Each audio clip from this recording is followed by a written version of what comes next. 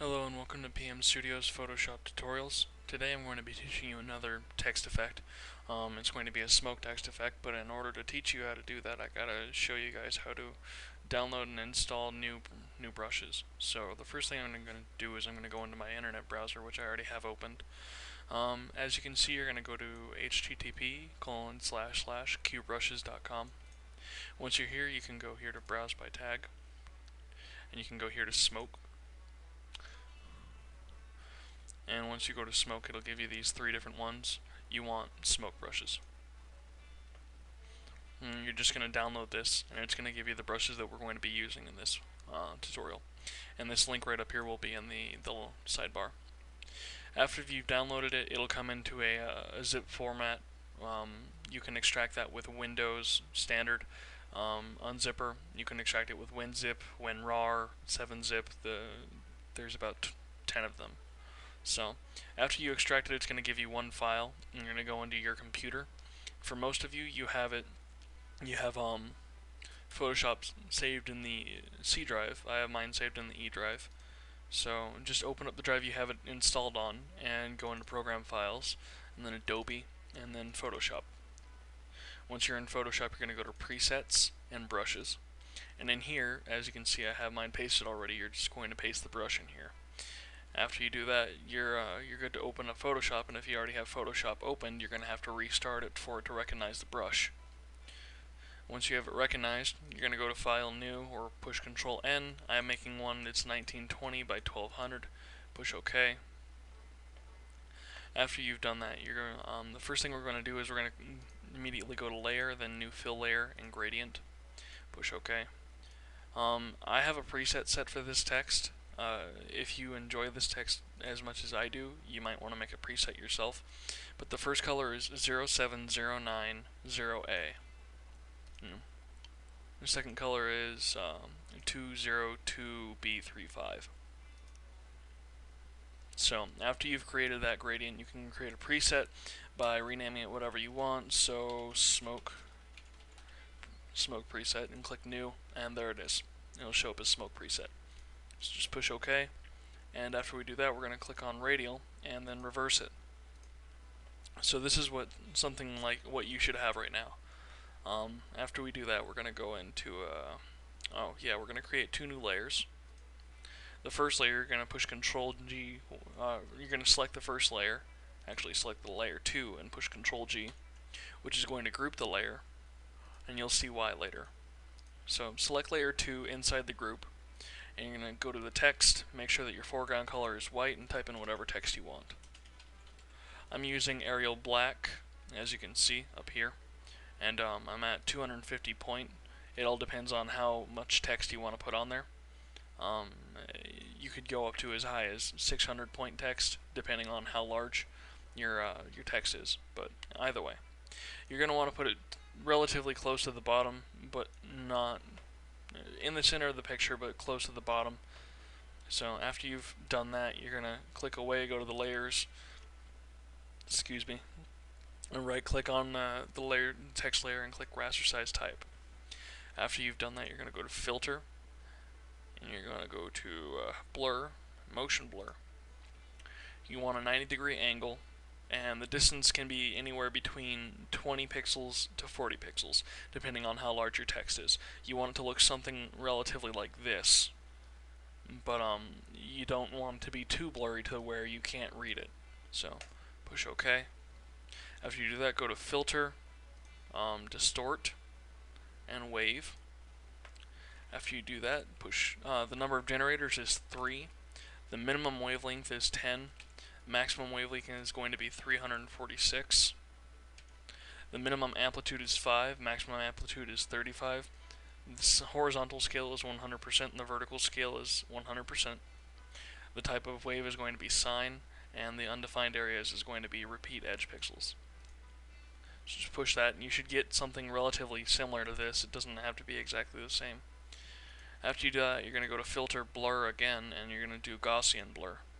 And you want about a 9.3, you just want it to look something like this. Again, you want to be able to read it, but it needs to be blurred out. Push OK. If it's too blurred out, you won't be able to read it after we do this. So after you do the Gaussian blur, you're going to select the group. You can close it and just select the group. And you're going to click on the drop down menu where it says pass through and go to color dodge. And you're going to get something like this.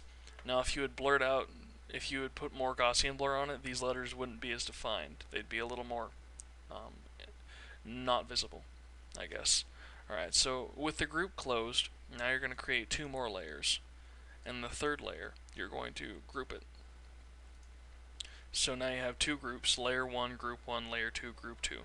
So select layer 2, and you're going to click on the normal drop down menu, or the drop down menu where it says normal, and you're going to click color dodge. You're going to do filter, render, clouds. And you can shuffle around the clouds until you find something you think looks good. So something like that.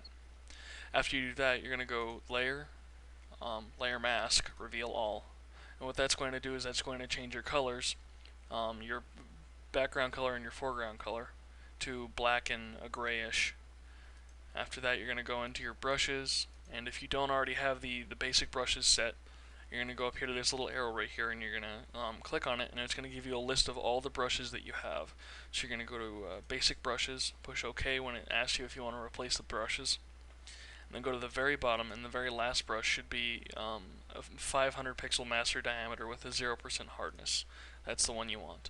You're just going to keep the foreground color on black, and you're just going to gently stroke this until you have a little less definition on the light around the text, and there's going to be a little light over the text, but not too much.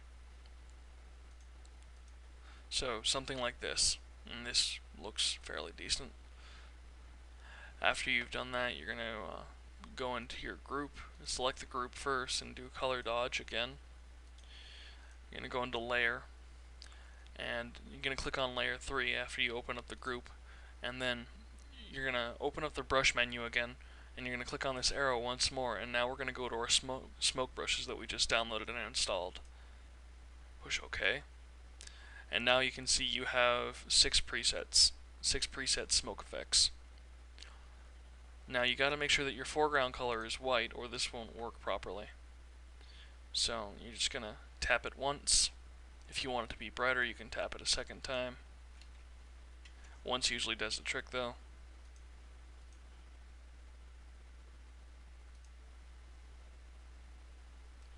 And you're just going to make it look like all of the letters are smoking. Doesn't have to be in exact order, but you're just going to do that. If it is too dark for you, you can always click it twice. I mean, there's no problem with that. It's just a matter of you don't want it to be too prominent.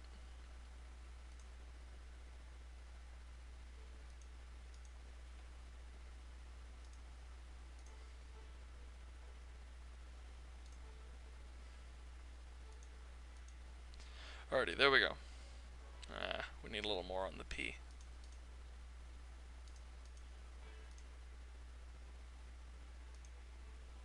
There we go.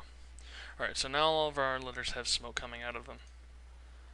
So, after we do that, we can close this group, we're done with it, and we can go down to the layer 1 that we still haven't touched. What you're going to do with that one is you're going to go to the paint bucket tool and switch your foreground color to black. You're going to fill the entire layer with black. Go to Filter, Texture, and Texturize, and you're going to have it set to the texture is canvas, scaling is 100%, the relief is 4, and the light is coming from the top. Push OK, and you're going to get something that looks relatively like this. After you do that, you're going to change the opacity to 10. As you can tell, it's made it a little more grainy, and so you get an idea of what it looks like before and after.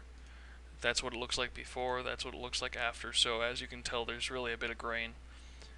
You could set this opacity down to 8% or 9%, but 10 looks really nice. So that's pretty much my entire tutorial. I'm running pretty short on time. I've been having a hard time getting this tutorial done correctly in the 10 minutes. So please comment, rate, subscribe, and I'll see you guys next time.